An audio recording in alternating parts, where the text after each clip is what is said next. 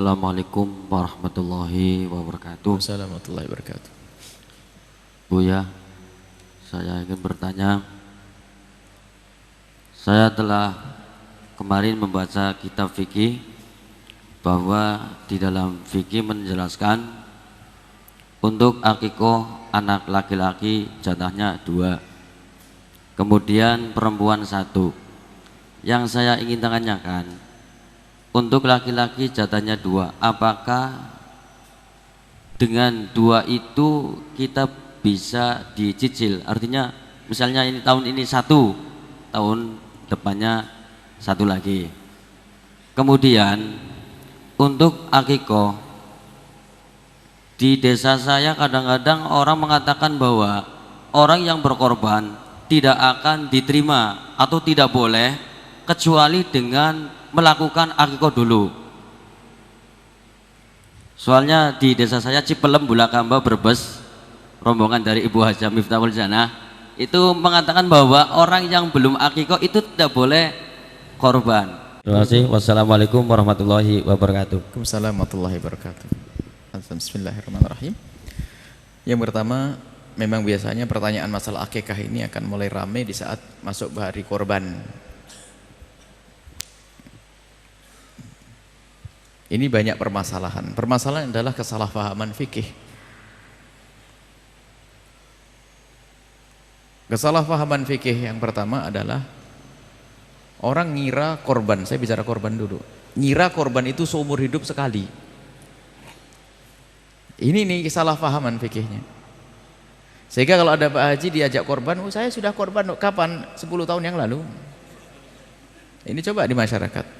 Jadi sering baca, saya belum korban, saya sudah korban, saya belum korban, saya sudah korban. Padahal yang namanya korban itu sunnah. Kapan kita masuki bulan Idul Adha, maka itu disunahkan kita untuk korban. Ya kalau 60 tahun, kalau kita ketemu 60 kali ya 60 kali.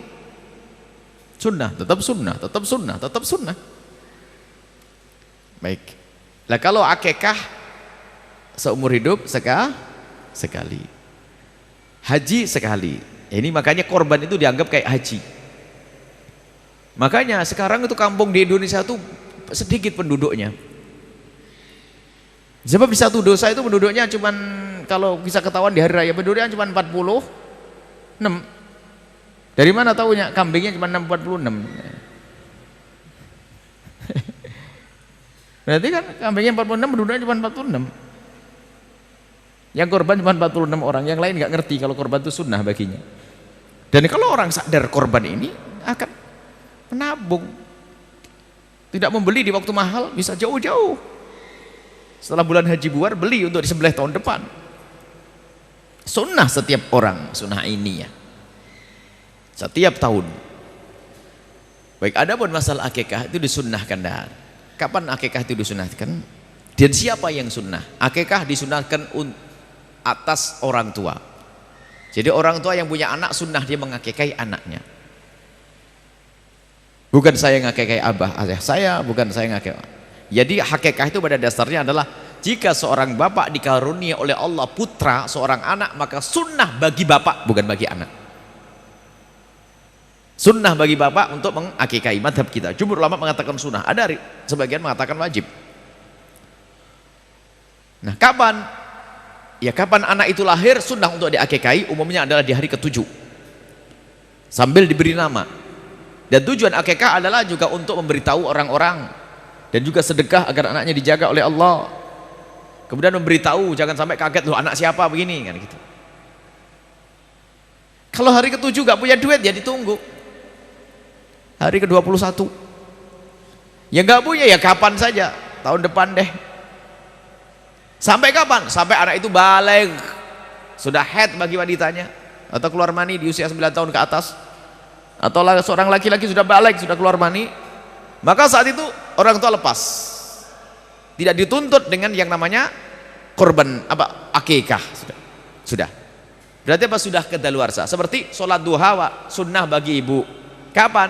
Mulai dari terbit matahari sudah meninggi sampai matahari kencang di atas, sebelum itu. Setelah kelewat ya sudah kelewat.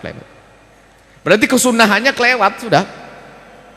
Kesunahannya kelewat. Karena apa? Anakku sudah balik, aku belum sempat ngakikahi dia. Sampai di situ batasnya. Selagi dia belum balik, maka orang tua sunnah untuk mengakikahi. Kemudian pertanyaannya tadi, laki-laki 2 dicicil, ya boleh sajalah. Dicicil boleh. Sekarang aduh punyanya kambing 1 sembelih 1, nanti ada lagi sembelih lagi yang kedua, boleh, nggak ada masalah. Kemudian ada masalah hakikah lagi. Jika seandainya anak kita sudah terlanjur balik, belum sempat kita akikahi, apakah boleh dia mengakikahi untuk dirinya sendiri? Ya boleh. Paling tidak itu jatuh sedekah, akikahi. Misalnya apa? Saya belum, mungkin orang tuanya ngomong, nak, aku dulu malam larat fakir nak ya, jadi aku belum sempat ngakikahi kamu nak. Ya sudahlah. Kalau begitu ya, seorang bapak boleh memberikan kambing kepada anaknya, nak ini kambing, akikahlah untuk dirimu sendiri. Baik, ini boleh.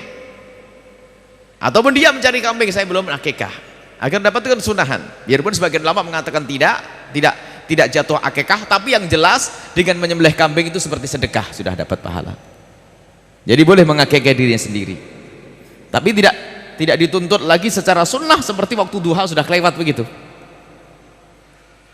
Ini adalah masalah akikah, boleh dicicil urusan akikah. Adapun masalah akikah dengan korban, nah ini loh ada saja masih berulang-ulang nih. Ini pertanyaan ini bukan hayalan, ada di masyarakat pertanyaan, mana lebih dahulukan akikah atau korban? Akikah atau korban? Misalnya saya belum diakikahi, saya umur begini, umur tua begini, Tuhan, belum diakikahi misalnya. Datang bulan haji, mana yang didahulukan, korban atau akikah?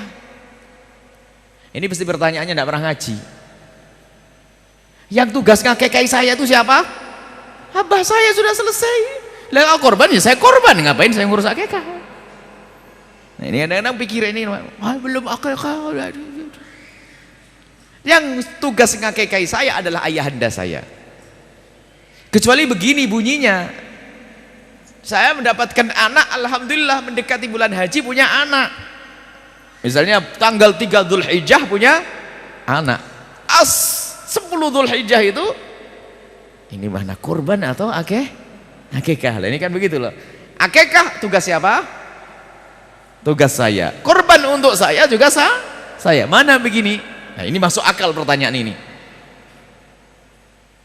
Mana yang lebih dahulukan? Ditanya dulu, ente bakal punya duit lagi enggak nanti kalau akikahnya diundur sedikit? Oh punya, ya sudah korban aja sekarang, nanti akikah biar banyak yang disembelih nanti. Sebab kalau dijadikan akikah nggak bisa korban. Tapi kalau akikah tinggal mundur beberapa hari saja, nggak susah sebetulnya. Yang menjadi masalah tuh pertanyaan itu muncul karena orang menganggap korban itu seumur hidup sekali. Itu jadi korban, kalau ada orang belum diakikahi, korban adalah sunnah yang dikukuhkan. Adapun akikah bukan tugas saya, tugas abah saya. Kalau abah saya ternyata belum mengakikahi, ya karena tidak mampu. Memang itu dituntut, nggak ada.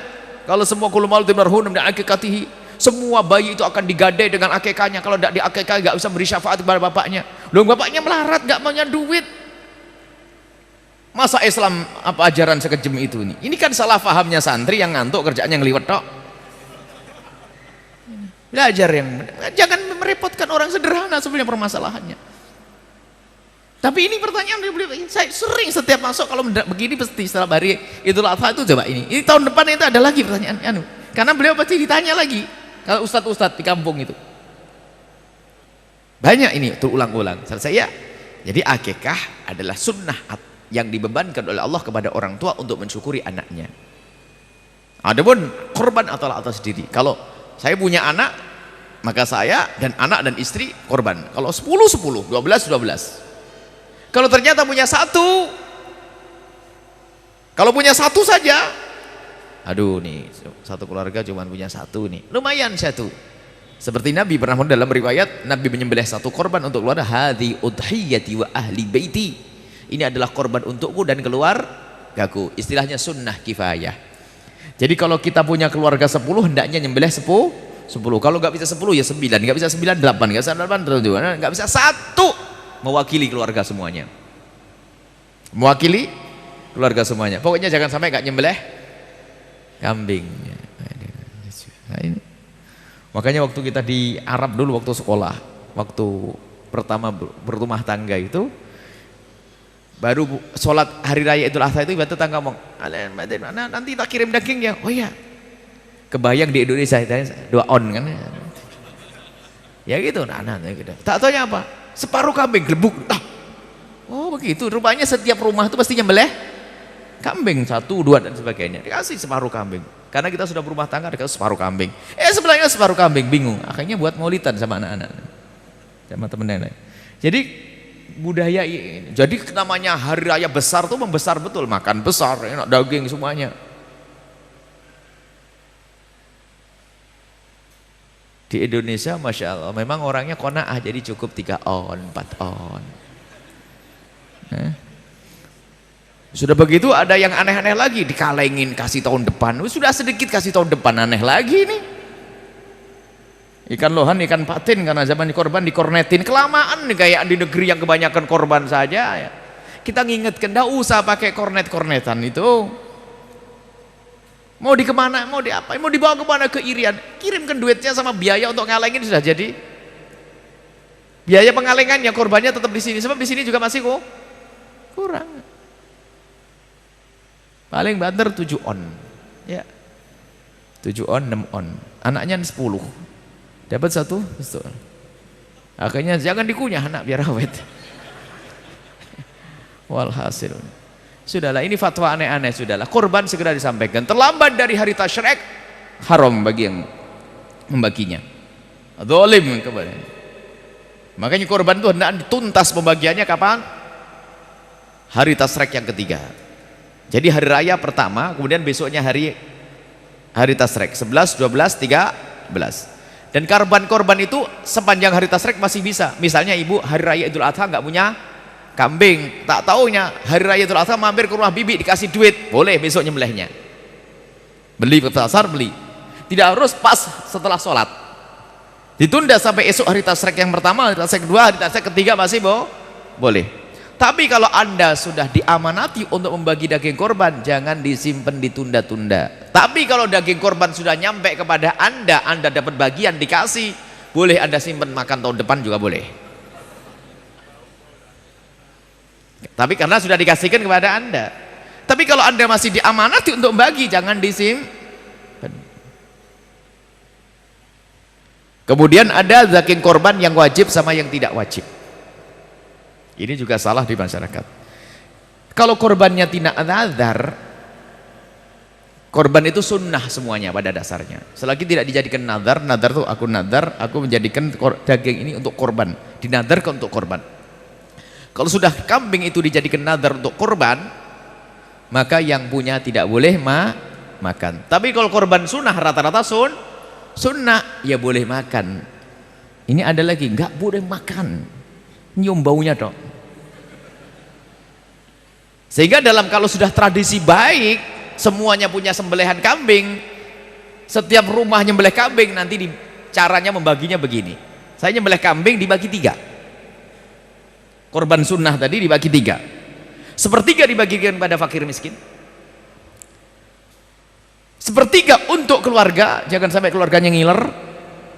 1/3 lagi dimasak untuk menyambut tamu, karena mungkin tamu datang. Asal dibagi 3. Jadi boleh makan, jangan dikasih bulunya. Ada nggak boleh kata. Masya Allah. Kalau nazar iya nggak boleh. Ini adalah bab korban banyak nih. Hukum-hukum korban tuh banyak. Ini kalau kita bicara korban. Tapi tidak apa-apa, cukup sampai di sini dulu. Masih agak jauh, insya Allah kita akan bahas pada pertemuan selanjutnya, insya Allah. Baik, seperti itu.